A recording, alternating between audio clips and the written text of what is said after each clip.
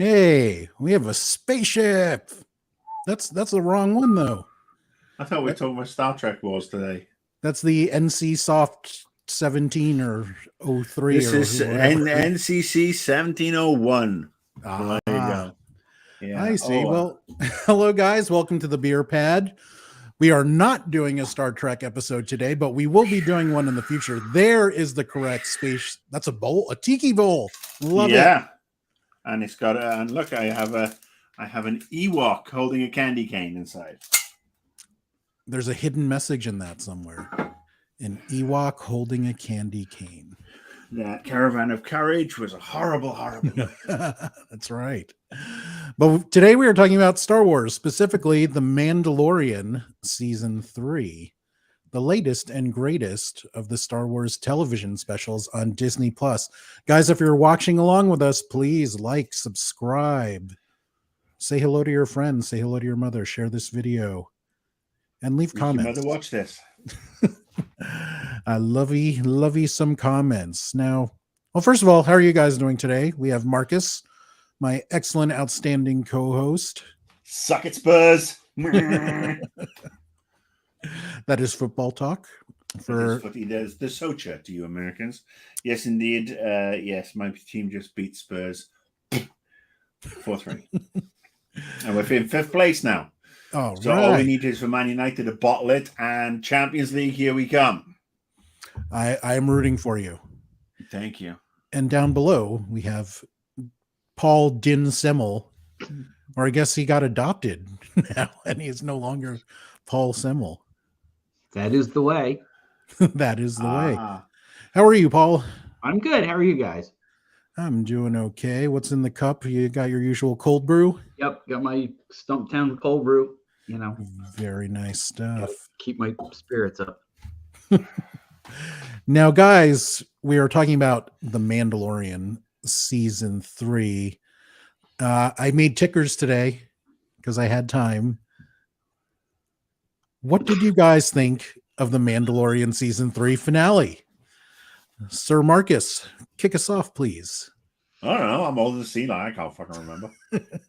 Was Lizzo in it? No, that was the one you did not like. Oh, right. I mean, I thought it was a great season finale. I thought that it had everything. In fact, the only thing it was missing that it wasn't 2 hours long. I would love to have seen the 2-hour season finale. And indeed, was it the series finale of The Mandalorian? We don't know. They haven't confirmed that it was the last season, but they kind of give it that whole the ending there. It was like, it was Mando and Grogu retired to a spot in the country where fishing hole, and it was very rural. But with and I'll say this: I look at it as the season finale and the episode before it were absolutely superb. I mean, you put them together, that's some of the finest 2 hours of Star Wars related television. It's two of the finest hours of Mandalorian TV that we can that we've had, and that's high praise from me, because I don't think The Mandalorian's gone wrong very often.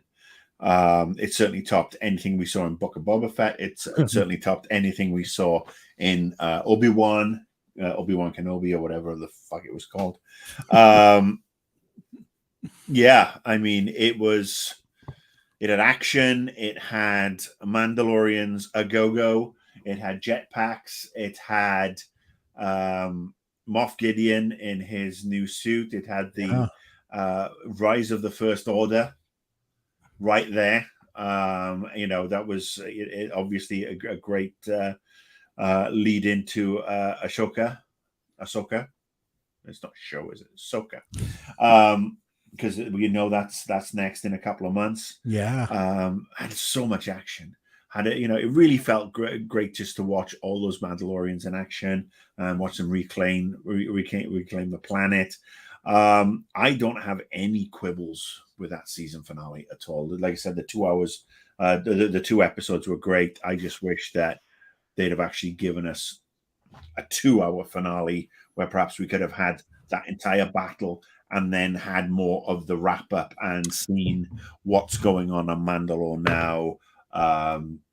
Are you saying that you wish that episode was 2 hours, or that they had put that episode and the one before it together as a 2-hour episode? No, I wish that final episode had been 2 hours, so we could have had the hour that we got, which was this amazing seesaw battle with all sorts of crazy shit happening, and then have an hour or even 45 minutes for a postscript, if you will, for a post battle, as opposed to just Mando accepting his plot of land down a 10-acre farm with Anne of Green Gables and the Little House on the Prairie crew. It would have been nice to see a little bit more of that, especially as we saw we'd seen so many things this season with these diversions, looking at some of the Empire characters who were reformed and obviously weren't. But it just kind of, it kind of went into a dead end. Those people were just like, oh, the communications crazy lady, the one who killed, lobotomized the scientist. We saw her talk to Gideon so he could set his trap on Mandalore. And we saw the clones. And I'm hoping that obviously we'll get more perhaps payoff in Ahsoka. But it just felt that there was a number of strings left dangling that I would have liked to have seen wrapped up this season, or a little more clarity given to them. And maybe even a better lead into Ahsoka. That would have been nice. But it was a very enjoyable hour that just flew by, and I can't say better than that, really. I am mostly in agreement with you. I wanted more time.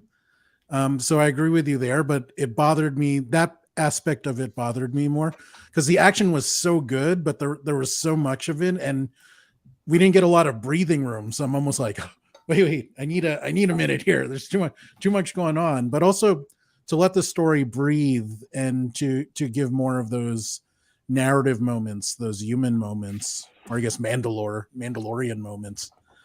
And the runtime was 39 minutes. So I was like, that's it. Like, so I would have loved more than an hour.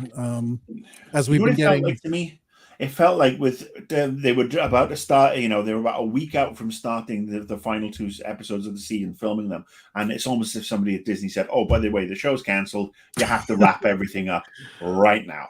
And then they were like, oh fuck, let's condense, do this, and this, and do the Little House on the spacey prairie. Right. See, this is something that, and I think I watched this during a Star Wars Celebration panel where Filoni was very big on brevity because he thinks it makes the action work better. But in this case, I could have used more breathing room. How did you feel about the pace, Paul? I don't think it needed another hour. I mean, I think you could have benefited from, say, another 10, 15, 20 minutes to expand upon the stuff that you guys talked about. I would have liked to have seen more with that Shadow Council. Right. What's going on with them. The other thing I sort of thought of was it seemed a little weird to me that they bring Moff Gideon back just to kill him. Like, I would have liked it if he... Or did they? Yeah, did they though? I mean, he has this Beskar armor mega suit. Bunch of clones. You don't know where he wasn't wearing the helmet at the time that the fire hit. So, but maybe he had clones elsewhere. You don't know. He's a smart guy. Maybe he was a clone. Aha. Or maybe. But then they could have shown that to indicate that no, he's not dead or something. I don't know. That's sort of the only kind of quibble that I had with it. I didn't have a problem with the pacing. There's a lot of things in the episode that I really liked that they did. I thought it was very, very funny at the very, very end that the shot, almost like the Bugs Bunny shot. Yeah, it had the Looney Tunes circle. Yeah. That's all, folks. Yeah, that what if those were Grogu's first words? Would that have worked? Or Warner's would have been pissed. I mean, there's a lot of little things in the episode that I really like. Like I always liked the Grogu having that mech suit of his, Yeah, and being able to communicate. But I also like that they took it away from him. I think it would have gotten kind of tiresome after a while. So I'm and glad plus they would have had to kept paying Taika Waititi for saying yes and no well, for each episode. although I think that's the way they should handle him communicating in the future. Is I don't want Grogu to. I'm down with you. Taika Waititi should be just allowed to say yes and no and nothing else. No, I wasn't going to say that. No, but I think that Grogu, like the idea of Grogu speaking English, or Galactic Basic as they call it, seems weird to me. But I would be into it if he had like some kind of device that would translate what he's saying, so he never actually speaks English, but you know what he says because of this. See, I thought you wanted him to be like Jedi Stephen Hawking or something and have like the robot voice. Kinda, yeah. I mean, but one where he talks and it translates for him as opposed to him, sitting there with like a keyboard. So, tangent, why do you think Grogu hasn't spoken yet? Is it because of that species, or is he traumatized because of the events of Order 66? Well, he kind of has said things. We just don't recognize it as a language. It sounds like he said things at times here and there.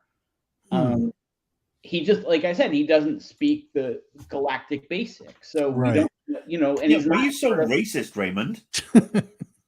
He wants to speak his native tongue.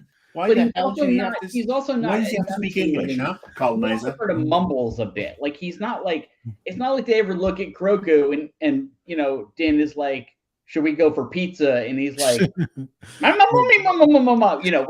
then you see it translated as, no, I'd rather have shrimp tacos. Those are very different directions. Yes. Yeah. So, or maybe those he likes eating the frog tacos. Right. Oh, maybe he's French. Frog, yeah. Bonjour, je m'appelle Grogu.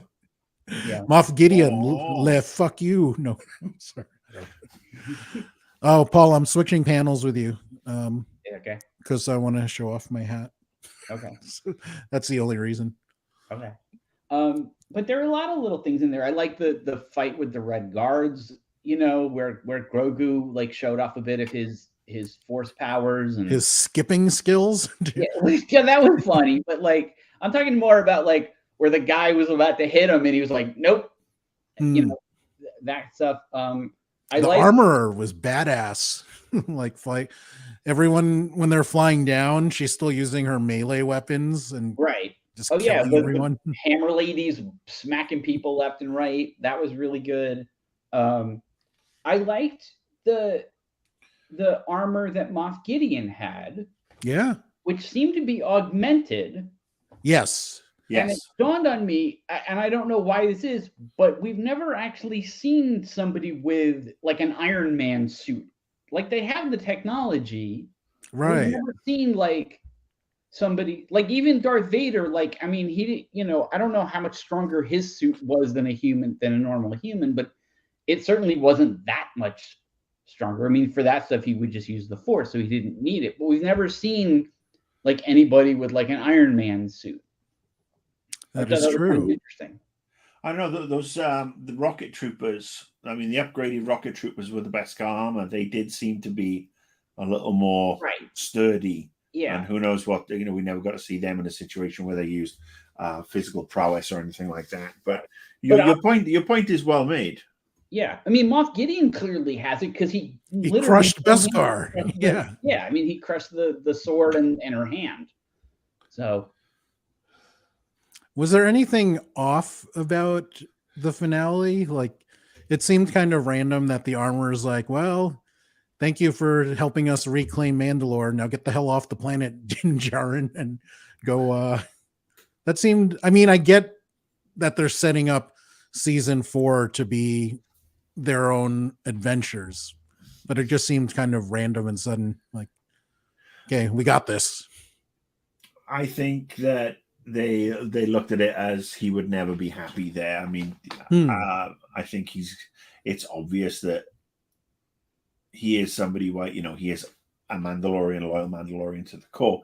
I think that he is just like the relationship with Grogu has changed him so much. Oh yeah, And Mandalore is not going to be a fun place to be because they have to rebuild everything. They have to reclaim a lot of the planet because it's a fucking mess. They have to recall all the surviving Mandalorians to help do that. It's not exactly the sort of place that you need, a Grogu walking around, or a kid walking around, especially one that's less than a foot tall or something. So I think that's what it is, and they just sent him off to have his time, and I'm sure he will return to Mandalore, but he's got his duty to Grogu. I think that's what she recognizes. See, I took it to mean that they were sick of Grogu eating all their food, so they were like, "How do we get rid of this little bastard?" And there are no all the frogs. It's like we already got Paz Vizsla's kid. We don't need another one. Yeah, Damn foundlings. Well, that's the thing. All the kids do is screw things up. I mean, they're either eating all the food or being eaten. It's like, oh, great! Now we've got to go and chase this fucking pterodactyl type thing because Junior decided to stand there while the bloody bird monster thing took him away. Now it sounds like we all enjoyed the finale. Maybe we wanted a little bit more of it or a lot more of it. Now let's move on to the season as a whole. What did you like and dislike about season 3? Paul Semel. I like the season a lot. I don't know where I would rank it among the other two. I think probably the first one is my favorite, but then again, it was also the new one, so there was nothing to compare it to. Right. I think I like that they expanded upon all the Mandalorian stuff and the Bo-Katan stuff and whatnot. I know that was like a point in contention among some fans where they were like, yes, this is supposed to be about, Grogu and Mando and not the Mandalorians. But I like that aspect. I mean, I found it really interesting, and there's only so much you can do. Once they turned Grogu over to Luke, and then he kind of was like, "Nah, I'm okay." Like you kind of couldn't do the I'm on the run with the kid, the lone wolf and cub stuff anymore. Like you had to do something different. I think he took off when Luke told him about the Jedi celibacy rules. And Grogu was like, screw this. It's like, I'm out of I here. think Luke kicked him out because he drank all his blue milk. It's like, get off the planet, kid. There's only enough milk for one of us. Now, I am a big Dave Filoni fan, so I loved all the Bo-Katan stuff and all the Mandalorian lore expanding on that. So I was really happy with that. I think, but I'm not sure that I'm in the minority in that, because there were a lot of complaints, and we will talk about this later, that it was way too different from what people loved about season 1. But I love how it interconnects and it builds upon this bigger world that Filoni has made and that Favreau has expanded on. So I am very pleased about season 3, just because I'm a big Filoni fan. And you, Marcus?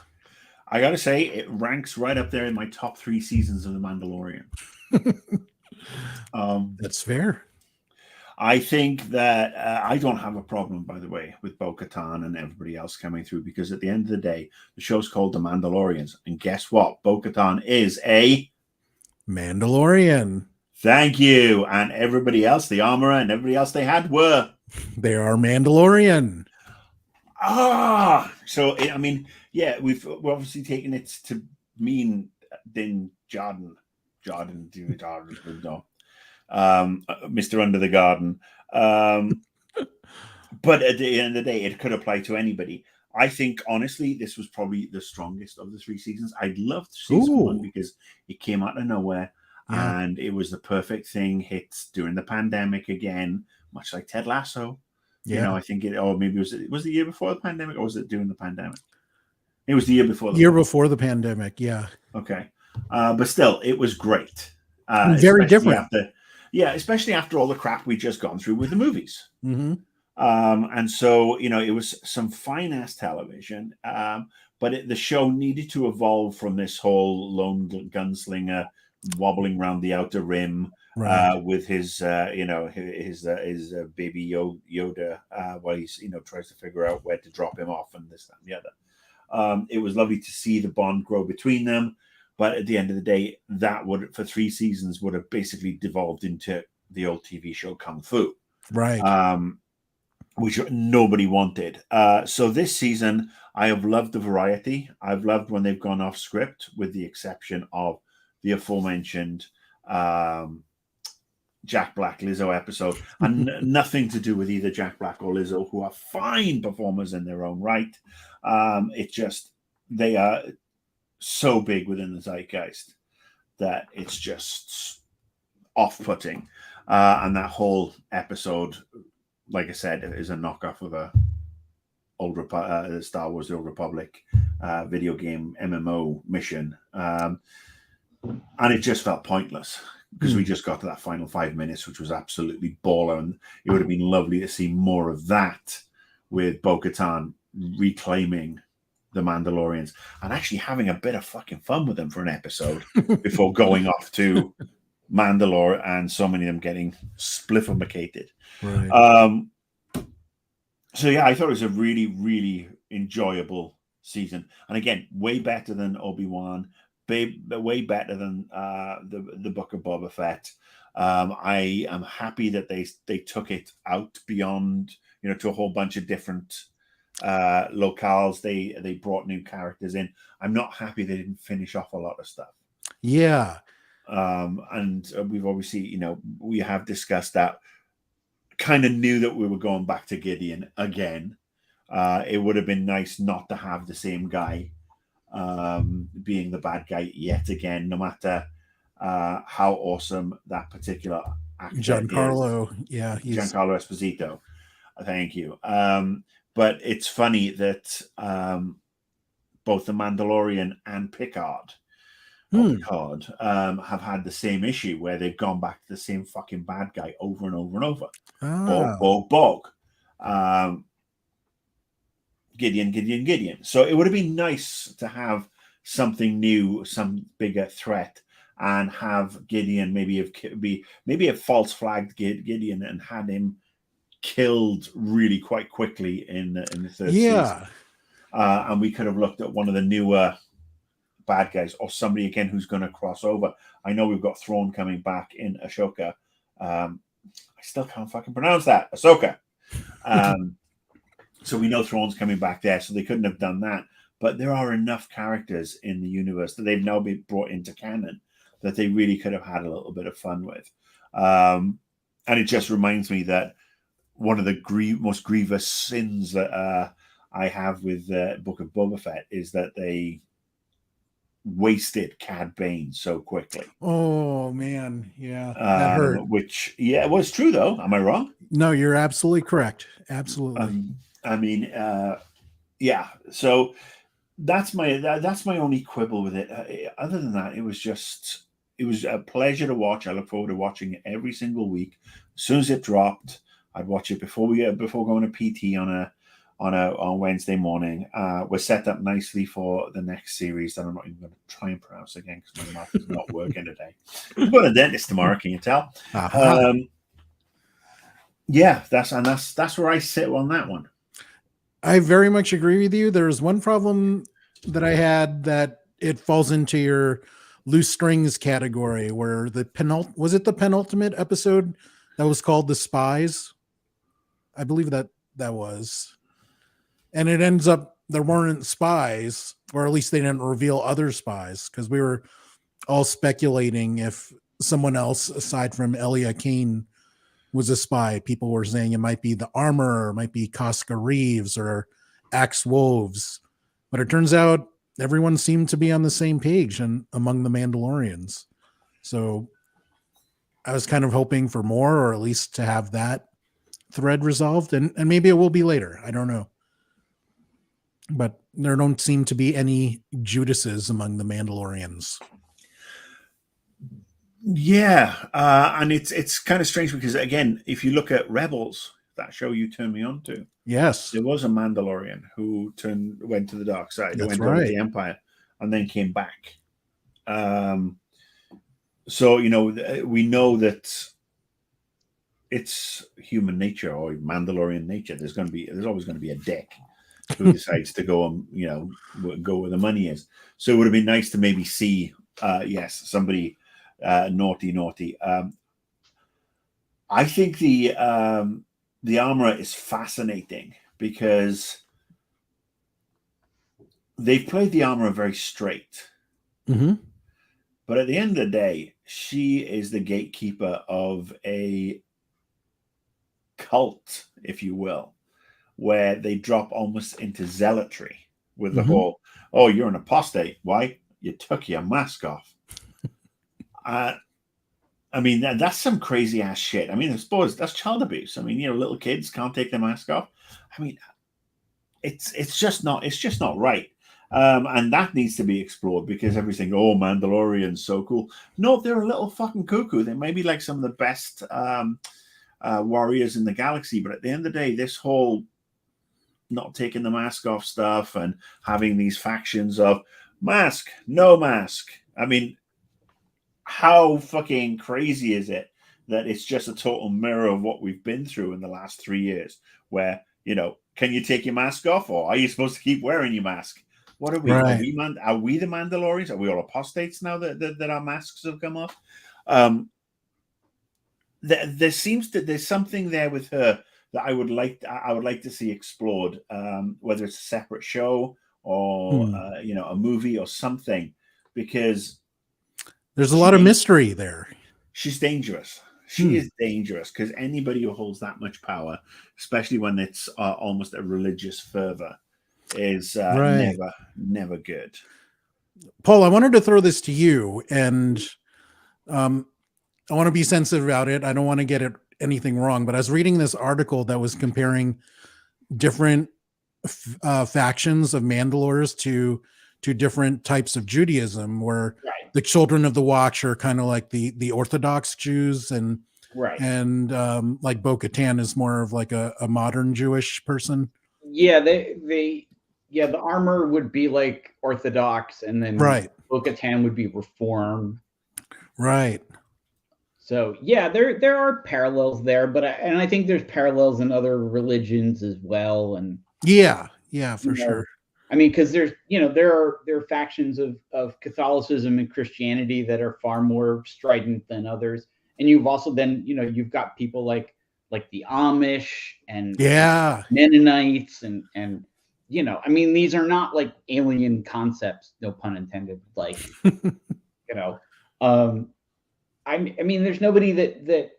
Well, I mean, if you're an Orthodox Jew, you don't you always have to have something on your head, but they're not as strident, because if you're Orthodox and you bend over and your yarmulke falls falls off and you grab it, like, it's not like you're going to hell for that. Like, you don't have to go to the mystical waters of Mandalore to reclaim your Judaism.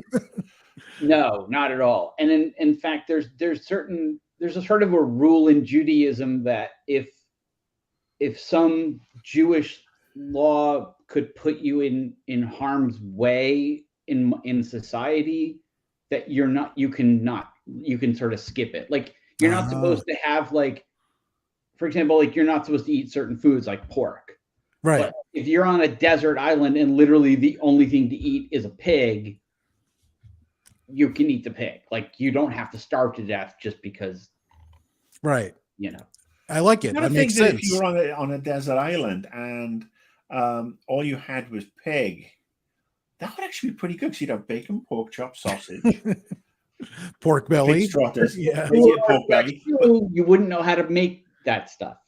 Well, no, I mean, and then there's also the skin you could toughen up to create, pig leather, right? Which is, quite a tough thing, which you could make then to build yourself a boat out of leather, right? And use the fat in the pig wax to create pig wax to seal everything. so that it's waterproof.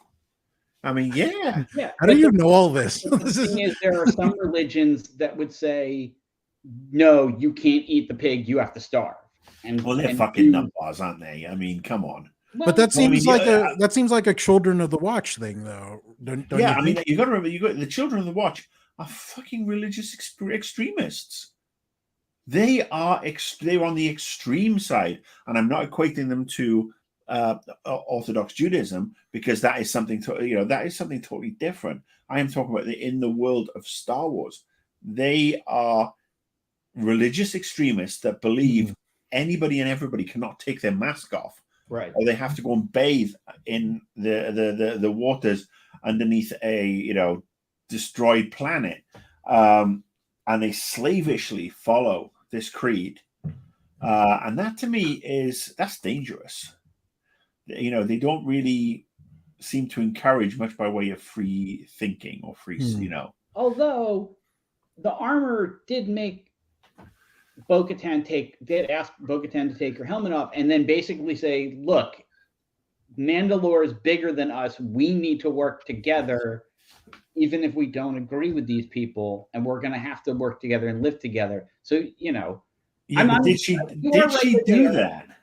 Did she do that? I mean, it's a fair point, but did she do that to keep Bo-Katan outside of the children of the atom or whatever the upside down, whatever the fuck they part of it, so that like she was doing it because look, for the good of Mandalore, we need Bo-Katan and we need all these people and we need yes. Or did she do it so she wanted Bo-Katan to reclaim Mandalore so she can do whatever she wanted to do on Mandalore, whatever her future plans may be.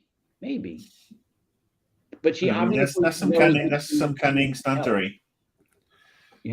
Cunning. Who knows? Maybe I made up a naughty word in my head. Well, no, that's the idea. A cunning stunt is a. You get like a 14-year-old. No. A cunning stunt was a live video by Metallica. We all know that. Hey. Now, let's stick to the positive tip. And if you can pick one moment in The Mandalorian Season 3 as your favorite, what would it be? Marcus. No, Ray, you can go first. I'm going to need a second to think about it. Okay. But you back on the spot. You go first this time. Get me and Paul have a think. Okay, I liked when Bo-Katan was alone and having her moment of doubt. And then Din comes up to her and says, that Darksaber thing doesn't mean shit to my people, but I will serve you because you are a just and right person. But just the feeling in that he pledged to her and what it meant to her, and seeing where their relationship started, where they both thought each other was crazy, to having him pledge devotion to her until her song is finished. I thought that was a very powerful moment in the season. And, it might not be as exciting as the armorer flying down and nailing people with a hammer, which is all kinds of awesome, or even Bo-Katan flying with a Darksaber. But from a character perspective, that was my favorite moment of the season. Now take it away, one of you. For me, it was when Babu Frick's friend told Grogu to get lost and then said, "I'm out of here, motherfucker." Bad baby, no squeezy. No, I think. Look, I love the Lizzo moment in terms of just a pure joy moment, but I think the best thing for me was watching the arc that Bo-Katan went on this season. She's always been an interesting character, and to watch her and then also the Mandalorians go from this sort of fractured and broken group, of disparate people to some, to come together in that moment, first where she takes out the sword and everyone's like, okay, we're behind you. And then to come together to fight, Moff Gideon and his band of merry men. Like that to me was, it's not a single moment, but it was kind of the best part of the season. Right. So are they now fractured but whole? Yes, yes, Stan and Kyle. Marcus, did you sort out your moment? I definitely think the fact that we do get to see more, more of the Mandalorians and Bo-Katan in particular, because again, Katie Sackhoff is Wonderful. she's a sci-fi icon, and I'm glad she became a series regular. Yeah. But I'd really like for her to get her own show. The Trials of Bo-Katan, or whatever you want to call it. I mean, she keeps on turning up in other people's shows where she hasn't headlined anything since Galactica, really, and she was part of an ensemble there. And she's been had a show on Netflix for a couple seasons. She did. Doesn't count. The first season of that was really good. Another Life, I think it was called, and then the first season was really good. The second one kind of but that basically has made as much impact as a fart in a gale force wind. Yeah. No, I mean, I'd like to see her in a big property. I mean, that's why I'd like to see. I mean, she's breathed life into Bo-Katan. She's really owned the character, and you could see the evolution from the first time we saw Bo-Katan. And that they did that heist episode, which was really, really cool. I really enjoyed that. I think it was season 2, yeah. I mean, the last 2 episodes for me were definitely the high point, the highest of the high points. I think they had highs, they had lows, they had characters dying, they had shit going back and forth. I mean, the Mythosaur. It would have been nice to have seen the Mythosaur rise, because that Mythosaur's one lazy motherfucker. The fact that the Imperials bombed its planet and killed its people, and all it's doing is having a snooze in the fucking tub. That would have been great to see the Mythosaur rise and maybe take out a Star Destroyer or something. Really something. Whoa, some kaiju Gojira kind of action. But no, I think it was just those last 2 episodes. I think those last 2 episodes really did they were just excellent, entertaining, action-packed. Left the strings dangling, as I said, but watching the Mandalorians fight the rocket troopers, watch the clones and Gideon get their comeuppance, and watch Grogu move beyond the IG-11 shell. That was a means to an end. I thought, thankfully, I don't think the fact that they got rid of IG-11 really quickly, it's like a one and done, as opposed to, as you said at the top of the show, it's becoming just a MacGuffin for Grogu moving forward. And even R5 had a moment where they'd left the poor bugger on the planet. They had left him there. For how long? His is a life of sacrifice. His is a life of abuse. He could have had a good life on the moisture farm, but he sacrificed himself so R2 could do his mission. But then he came back and saved the day again. Yeah. By in the last episode, by showing everybody where they were going and what they had to do, and he killed one of the little rat droids. It did his head fall off. That was a fun moment when they were trying to ram into him. That was kind of funny. Where it's like it ran off and then it came back with a meh. Right. It was like a little convoy of the little fucking things. So, I also, one other thing I really liked was the implications of the Shadow Council. Yes. I thought that was very interesting. And I actually don't think that becomes the First Order. I think that I'm just throwing this out there. Still a little early.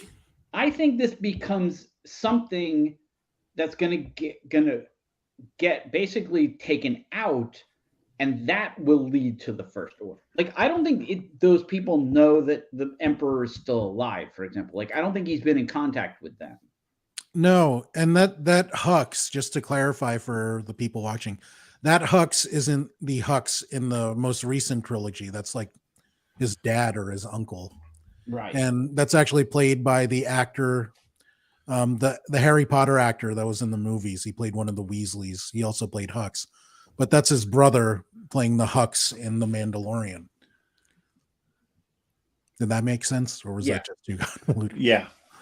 Question for you guys: when Axe Woves is doing the Haldo maneuver, crashing the ship into the planet, did you think he was just going to sacrifice himself? Because as I was watching that, I'm like, Dick, you have a jetpack. Dick, you have a jetpack. Yeah.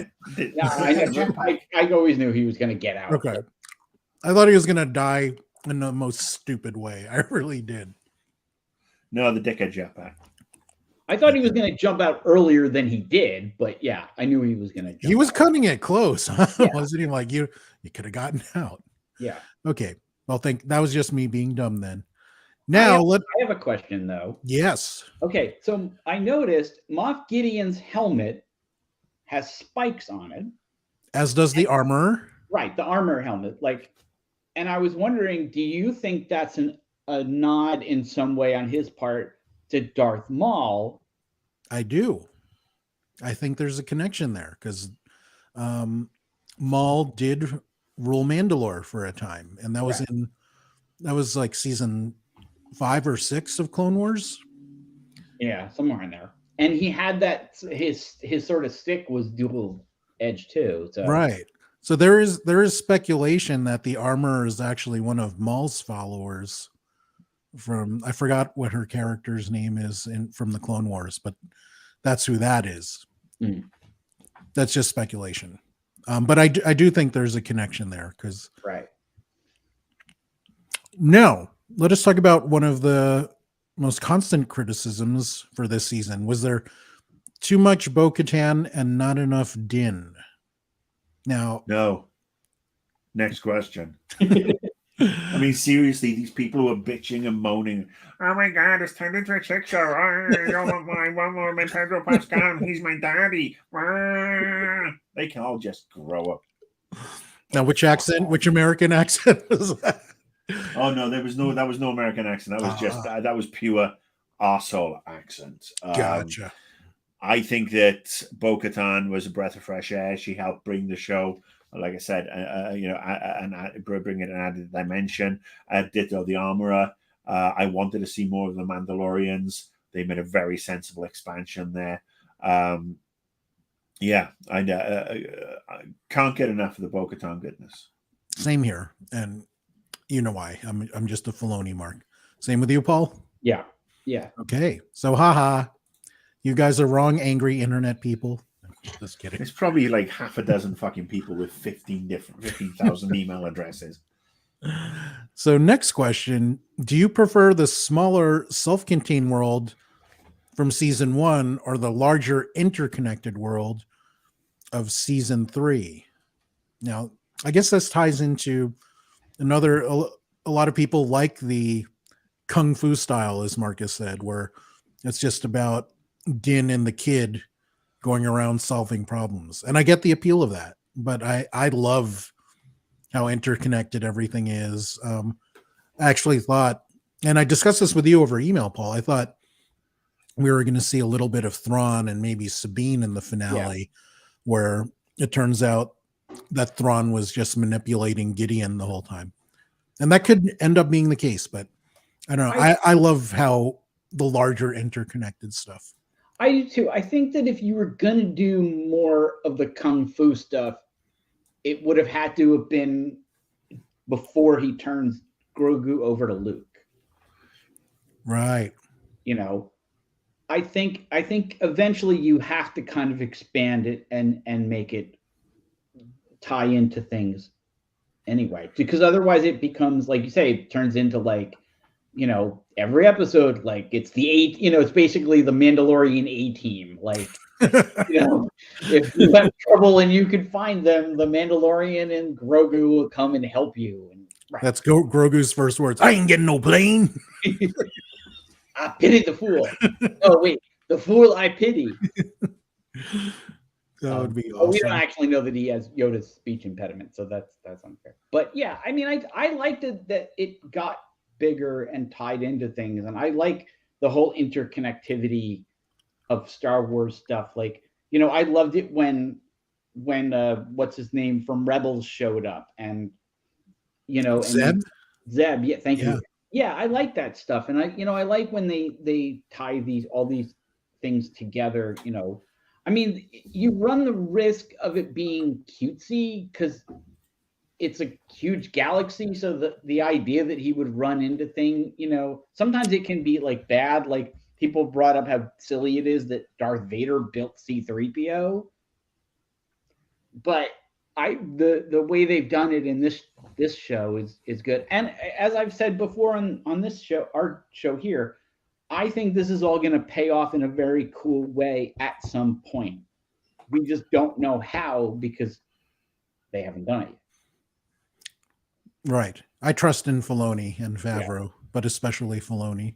Yeah. I mean, it does set it up for we could have had a Ahsoka. conversation like this after like Iron Man 2 and been like, where's this all going? Blah, blah, blah. But then after we saw what they did in the Avengers, you know, Infinity War and Endgame, like you're like, oh, okay.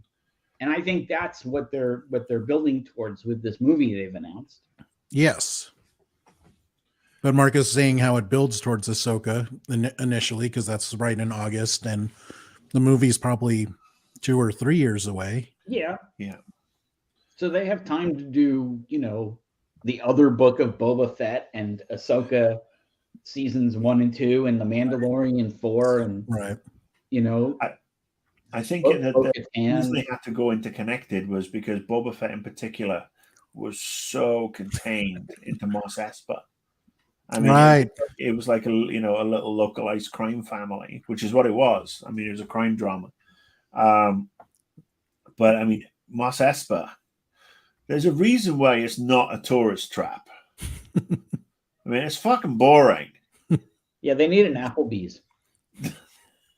They needed an Apple store. I mean, they needed somebody who could upgrade those bloody scooters and, you know, the M&M scooters. The Technicolor scooter gang. Those guys Yeah. were so lame. Oh, God, so lame.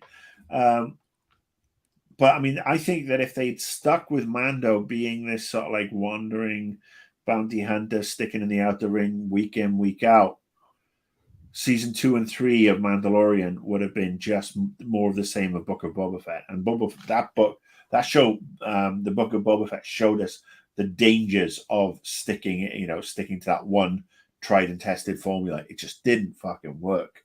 And taking Mando above and beyond and opening things to, to see where we're going. And it does make sense that the remnants of the Empire would get together, and they wouldn't get together slap bang in the middle of the most populated system. They would be out in the Outer Rim.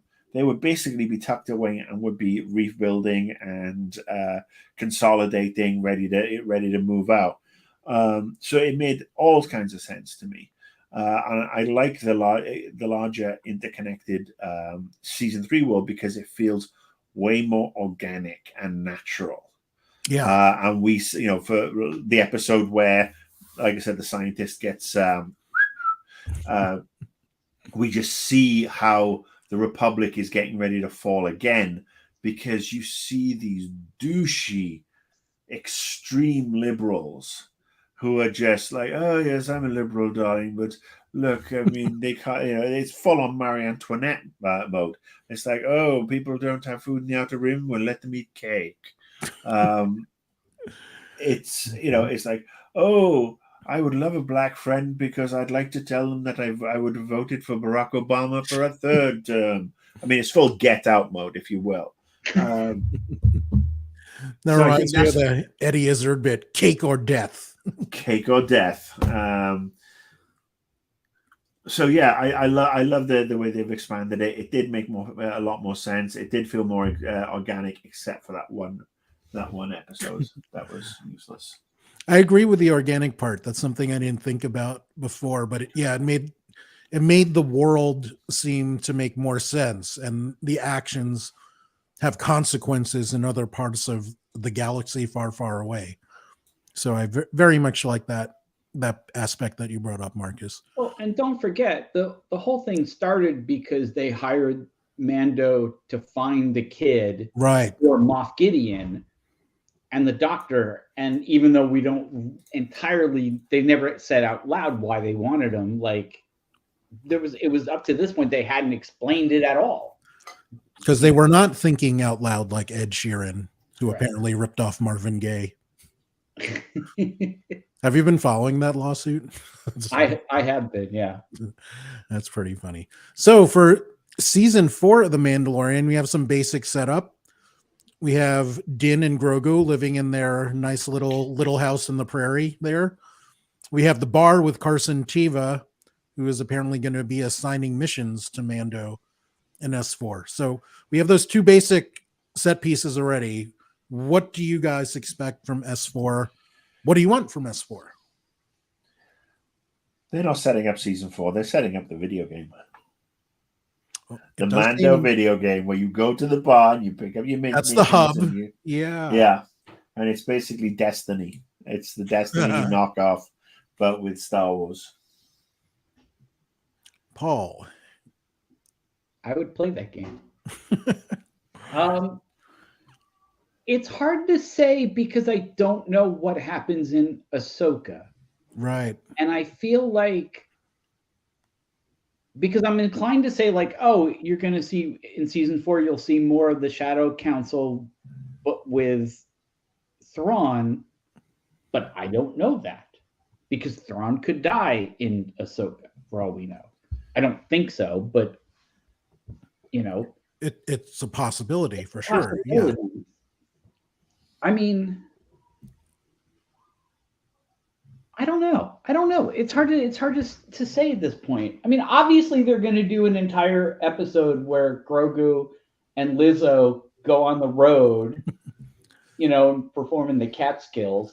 Wait, isn't he Sir Grogu now? Because Lizzo's character knighted him. That's Sir Din Grogu. Sir Din Grogu. Yeah, boy, that kid's got more names. Speaking of it, why does Din have the Asian style of his surname being first, but no other Mandalorians seem to? Sorry, you're asking why something in Star Wars is influenced by Asian culture? Yep, no, but why is he's the only Mandalorian that we know of with his last name first, like Bo-Katan Kryze, what was her sister's name? Satine Kryze was the former Empress of Mandalore. Do you want to know why? Because Yes. he didn't fucking think it through. Okay. That's as good a reason as any. And in Star Wars, it happens a lot. I think we've exhausted this topic. I Fair really enough. do. I think we have exhausted this. I mean, we are really struggling here. Why is his last name his first name? Why is this that? I mean, we're struggling here. Well, people have asked this, and maybe it's that I don't care enough to know why, but they're just throwing it out there. Maybe Din is from like the Asian people from a galaxy far, far away, the Asian equivalent of them. I don't know. Now, last question. What are your expectations for Ahsoka, which is a few months away? I mean, It's gonna be banging. Yeah, It's gonna be great. It's live action Rebels, is what it's. it ticks all the boxes. It's total fanboyism, but handled by people who actually seem to know what they're doing. For those who are up on Rebels, as I can now, thanks to your prodding and poking, I can now count myself in that faction. I am so looking forward to seeing that entire crew back, and it does open the door to a bunch of different characters that we haven't seen in the televisual universe. So that's good because we're not seeing Obi-Wan, we're not seeing Boba Fett, right. The third series of Mando, and there will probably be some crossover between Mando, Boba, and Ahsoka. But yeah, the trailer, obviously we discussed that last time out. Trailer looks great. The actors look fantastic. I mean, that is the one thing I will say about Filoni and Favreau. They nail, with the exception of 2 stunt casts in the entire run, they have nailed the casting of everybody across the board in every one of their shows. They really have brought those characters to life. And I know some people would prefer to see the voices of the animated series transition to the live action. That doesn't always mean they can act. Yeah, exactly. Well, they may not have the physicality or the presence. They may be a lot older. Yes. I mean, it's like the lady who plays Bart Simpson. Right. I mean, at the end of the day, that 10-year-old boy or 9-year-old boy is played by a woman in her late 50s, early 60s. Right. Well, so yeah, I'm looking. John Benjamin doesn't look like Archer Sorry. Yeah, H. John Benjamin doesn't look like Archer. I rest my case. No idea who that is, but yeah, you're right. But you get my point, and I get your point as well, mate. So yeah, I think it's going to be more of what we want. Very enjoyable, and is all going to, hopefully it will be a self-contained series, and that we enjoy it enough that we want a season 2 before they go to this fabled movie that wraps up everything. Right. Because that movie in 2025, 26, whenever the hell it's coming, is going to wrap up a whole section. And with no offense to Daisy Ridley, is way more intriguing than Rey goes hunting for Jedi babies to make up the new school. It's like school. Talk about Little fucking House on the Prairie. She's going to be the school mom of a bunch of fucking younglings. And let's face it, that's always really ends well, isn't it? It was like the last Jedi in the universe. What am I going to do? I'm going to find a bunch of Force-capable kids, and I'm going to train them. Yeah. And it ends in slaughter. I'm Chris Hansen, and here we are with your name again, Rey Skywalker. Did you know that kid was underage? Yeah. Yeah, Ray. Why are you here, Ray? Sit down. Sit down. Talk to me, Ray. Why are you here? I did a bad thing. Now, for me, Ahsoka is Rebel season 5, essentially, and I could not be happier about that. I can't wait to see more Sabine, Hera. Zeb wasn't in the trailer, but he was in this season of Mando, so hopefully he's there too. And we see Ezra for a little bit in hologram form. Hopefully and the actor's been cast, so hopefully he does some actual acting and not just the Tupac hologram appearance. Maybe they go to Thrawn's freezer and there's Ezra. And then he starts chipping some off. Like, I need a cocktail. Now, what do you want from Ahsoka, Mr. Jen Semmel? I'm in agreement with both of you guys. I think it's going to be like Rebels in live action. I just hope it doesn't turn into that right away. Like, I don't want them to reunite with Zeb right away. Like, I want these things to sort of be spread out over the, the course of the show. And I would love to see them bring back one, if there's any surviving clones. I'm not sure. There's always been a rumor that one guy at the end of Return of the Jedi was one of the clones. And it would have been, interesting if they sort of bring any of them back if they happen to be around. I do think that it will be, to some people, it will seem like a smaller show, and to some people, it will seem like a bigger show. It depends on how much of the Rebels stuff you know. It's like when they brought back Cad Bane, like there were a lot of people who had no idea who that was. And so to them, they were just like, oh, it's some guy who's acting like Lee Von Cleef. Okay, cool. Or when they brought in the Black Wookiee, like, there were some people who were like, hey, and other people were like, they have Black Wookiees? Okay. So I expect that it will tie into the larger universe in ways that not everyone will sort of get.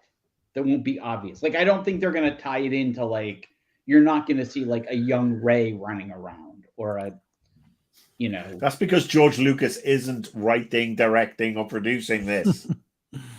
You'll find out that fucking R2-D2 was built by fucking Ahsoka's great grandmother. Oh, you know what? It's the dancer in Return of the Jedi is Ahsoka's mum. The Twi'lek dancer in Return of the Jedi. Those are different species. Ahsoka's a Togrutan. Hera's a Twi'lek. Oh, sorry. I thought she's a turducken. She could be Hera's sister. Uh-huh. Or age difference. I don't know how Twi'lek's age. I don't know. Yeah, I Could mean be that Hera's you mother. never know. I mean, especially after they were like, "Oh, Grogu is 50, but he's a kid." Like, right. Now, Paul, I am going to ask your help for another mission. You're Okay. my only hope. We got Marcus to watch Rebels. He started Clone Wars but dropped it. Totally Okay. understand why. Just But come on. there are 8 episodes of Clone Wars that I want Marcus to watch before Ahsoka, which will, I think, make him. Are they the ones that are on Disney Plus that are the Ahsoka, the essential Ahsoka that you must watch before the series drops? That list is a little longer. I think there are 4 episodes in season 5 where Ahsoka's on trial, and then the last episodes of the last season. I think the last 3 episodes of the last season, which also coincidentally has Maul on Mandalore. Okay. Bo-Katan. I've fallen asleep for some reason. Why am I falling asleep? I need more caffeine. That's okay. We're just about done. So, Paul, All right. can you Send me recommend the those list. episodes? Okay, I you won. Send me the list. yeah, That trial, I think, is really good. yeah, they're really good episodes. Is it as good as the Trial of the Incredible Hulk, though? Much better, because that was terrible. That's some Matt Murdock's in it. Thor's in Yes. it, for God's sake. I mean, that's some quality made Yeah, for but TV movie. Daredevil had like a sleep mask on. He didn't even have eye slits in that costume. Well, he doesn't need eye slits. He's bloody blind. Yeah, but you don't tell people you're blind that you're gonna be fine. They're like, oh, I got the blind guy. Like, you know. Yes. Trial of the Incredible Hulk. Wow. But that is a wrap on our wrap of The Mandalorian Season 3. Guys, please like, subscribe, share, follow Paul Semel at Paul Semel. Go to paulsemel.com. And the 3 of us are all catching Guardians of the Galaxy this week. So that Please should don't be... suck. Please don't suck. Please don't suck. I am trying not to read reviews, but I see a headline every now and then, and so far all the headlines are positive. So I have high expectations for James Gunn's swan song.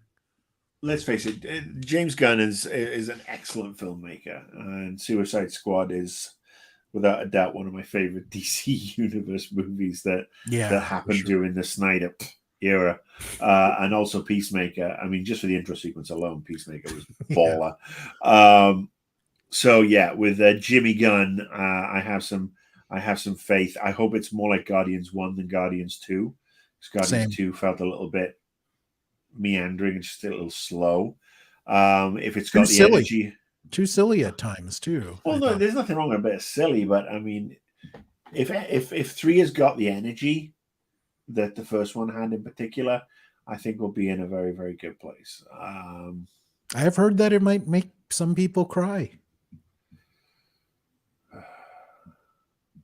Probably Paul, but apparently there's 2 post-credit scenes. So that's why I have read that there are 2 from James Gunn himself. He has said that there are 2 post-credit scenes. So one mid, one post. Yeah, I assume so. So make sure that your bladder is is healthy enough to withstand that credit sequence. So or get an extra cup from the concession stand. Yeah, I still feel sorry for anybody who works in a movie theater nowadays. 1, you have to deal with the idiotic dickbags, and then 2, you know a Marvel movie's coming. It's like, oh, all right, well, we can't go in and start clearing out until after everything else is, after the entire credits, because nobody sits through the fucking credits. Right. No disrespect to anybody who's worked on a movie and sees their name up there, but unless you are a member, that person or a member of immediate family. Right. You've no business sitting in the theater to watch the end credits. That's my son, Key Grip. Look at that. Best boy. Look at that. The assistant to the on-site accountant. Yes. When I first moved to LA, somebody told me that one thing that was different about people in LA going to the movies as opposed to anywhere else is that people stayed through the credits. And it was not because necessarily they knew somebody in the credits. They felt it was disrespectful to leave before the credits were over. Fuck Oh, that.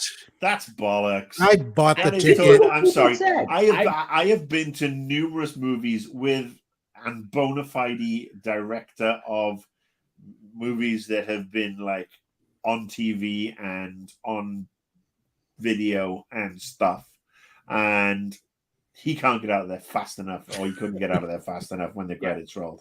And I'm with him. I am with him. Just give us a double mid credits and let us go.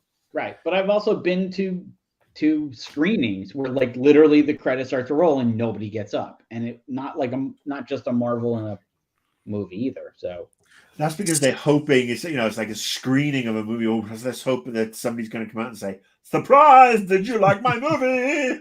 Yeah, I That think shit can actually screenings happen in LA. I mean, screenings because are a different situation. Yeah. But if it's a movie that you bought a ticket for, you can go whenever the hell you want. Oh, I'm not That's my arguing view against on that. I'm just telling you what people explained to me when I first got here.